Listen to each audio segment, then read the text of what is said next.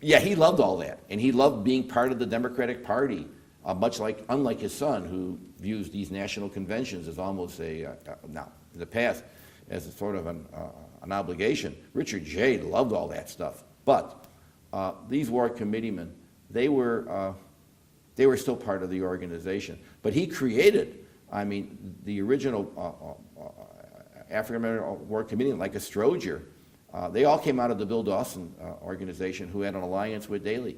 So, Cousins and Rayner, they were the first revolt. What's interesting is that the middle class blacks were the ones who became reformers or independents, and the poor blacks on the west side and the near south side, like in the Taylor homes, they were really machine oriented.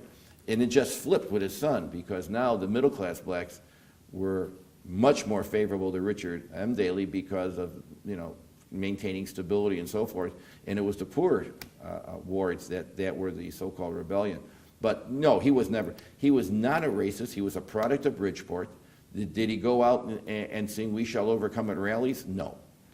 But to him, it was part of the structure of the city, structure of the organization. You pay your dues, just like he did.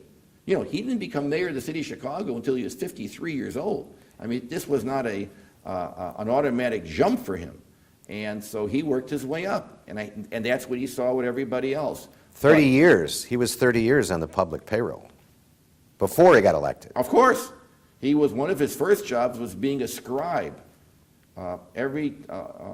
In the city council. Now, this may come as a shock to some people, especially some of my colleagues in the academic world, who keep thinking that the city council should have more power. Many city council members had trouble reading and writing, let alone creating legislation. So they would hire a scribe for 10 wards. You would write the bills for them and to submit them so they'd be in English. And Daley had one of those jobs because he was smart. And he did that. He worked for McDonough. He had to run as a Republican to get to the legislature. No one handed him anything. That's another one of the great myths. He was surrounded in the 11th Ward by an awful lot of tough politicians who just saw this guy. There were probably 20 Richard J. Daleys who wanted to move up the ladder. He just outlasted them. Yeah.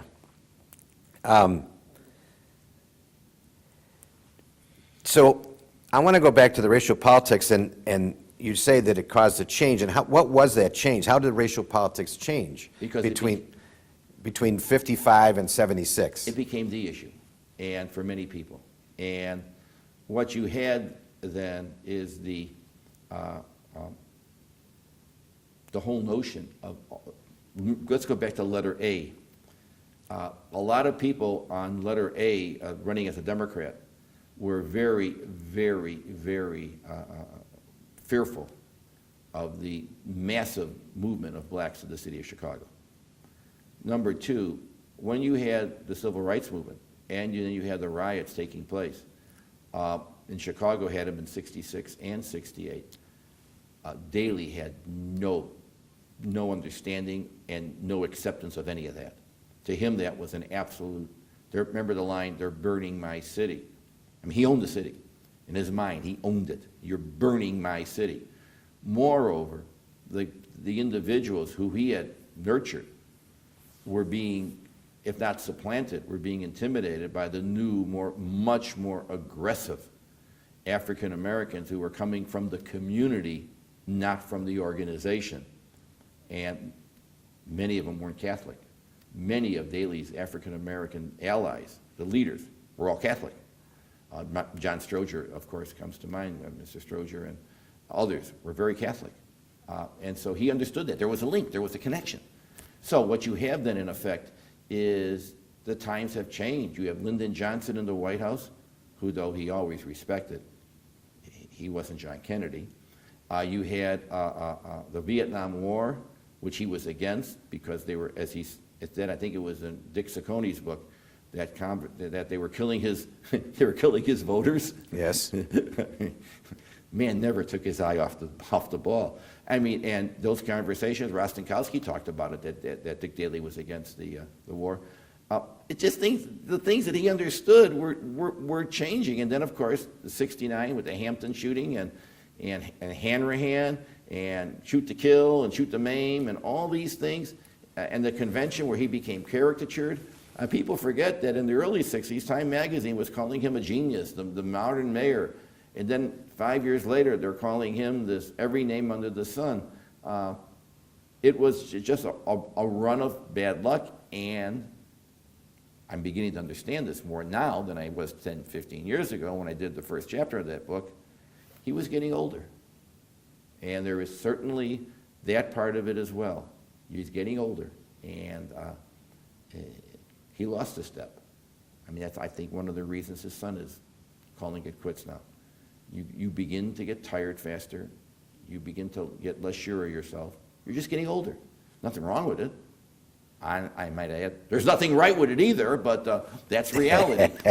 So you know, all that was going on, and it was just turbulent times. And again, though, after all is said and done, and by the way, at political science conferences, this just gets me tremendous amount of boos, cheers, catcalls. I'm used to it. When all is said and done, in his last election for mayor, he carried all 50 wards in the city of Chicago. And when everyone, so. And he had no newspaper endorsement in his last run. None. They were, my grandparents had passed away, but my grandmother literally never understood how someone could even run against Mayor Daley. The precinct captain never had to worry about Jenny's vote. She just wanted to know where Mayor Daley's name was so she could push the lever. But my grandmother was she was a letter A girl. It took her at least 8/10 of a second to vote. I see. Well. Letter A. I don't think she could read Democratic or spell Democratic, but boy, she knew letter A. And my parents were both Kennelly people, and when Daley went to 55, they were very upset, and by 57, they were really happy with him. Yeah, well, a lot because he brought them over. There was Kennelly was useful. I mean, there's a you know, we don't have to go history of Kennelly and the whole thing, but he had, as we like to say in Chicago, Daley had the juice. And in 1955, he was on top of his game. And he had not a great number of allies, but there were people there politically. The old Joe Gill, who gave up the chairmanship for him, John Clark, the former assessor, Al Horan. Those are all the Irishmen, most of them West Siders. And then, of course, on the other West Sider, a very non-Irishman, Jacob Harvey. Right. And those guys, you know, and they all were old, and Daley was the young kid. They all left politics very quickly afterwards. Harvey lingered on for a long time, but never had the power. I think Daley made him national committeeman without power, you know, put him on the Park District Board. But those jobs were, you know, window dressing. But yeah, those are the people, and of course, Bill Dawson. The 6 black wards that Bill Dawson controlled in the 55 primary, those were the difference. And Daley carried those. I don't know the exact numbers. He won the election over Kennelly by 100,000. Most of that plurality came from the black wards. Well, now, you've mentioned Richard M., and one of the questions that we have is that how does the Daley family, how have they been able to control the city for so long? What is the magic ingredients there, if there aren't any, but what? No, there are no. Right. First off, it's luck. They've both been extremely lucky. Richard J. Daley was lucky in that the time was right for someone like him in 55 to become mayor. And though there were, there was a Ben Adamowski who was his old buddy from the state legislative days, there wasn't exactly a whole slew of potential mayoral candidates other than Kennelly and Adamowski. Robert Merriam was a Democrat who went over to run as a Republican. Those were those partisan days, Bernie, unlike today when everything's nonpartisan, because we are the Madison, Wisconsin of Illinois. Reform is everywhere. His son was also very lucky. He was pretty much beaten out of politics. He won in '88 the third term as a state's attorney. But remember, that was when Gene Sawyer had replaced Harold Washington, who passed away in '87. And Daley could not, there was an issue whether you needed a special election. Well, Daley could not bring it because that would automatically open up the race thing, race politics, all that kind of stuff. And Gene Sawyer was winning over an awful lot of white aldermen because he was part of the original organization. He was, Yes. So it was the Tim Evans people, who basically were the Harold Washington people who were out of work, who brought that lawsuit, which created the special election in February of '89. Without that, I seriously doubt that Rich Daley could have challenged Gene Sawyer in '91, the next regular scheduled election. And so what happened then, and he saw his opportunity, and like the great George Washington Plunkett said of Tammany Hall, I saw my opportunities and I took them.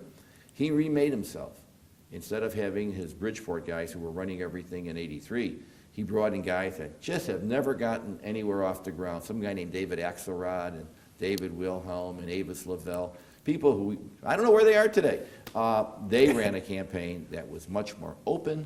They put together a coalition of remaining white ethnics, of people along the lakefront, and Hispanics, a coalition that has served Richard M. Daley in every one of his elections through 2007. So both men had luck, but they also had the work ethic, and they had the ability to recognize talent. One of the things I have argued, again, with hard to believe people disagree with me, I know people, I find it shocking, that if Harold Washington could have had some of the staff that Richard M. Daley had, or Richard J. Daley had, running the city, he would have had a much easier time being mayor. The late Harold Washington was a great politician. We'll never know what kind of mayor he would be, not only because of the 3 years of council wars, but also his staff was, I believe to be kind, which is simply say inept. Not inept, inept. Little humor there, young lady.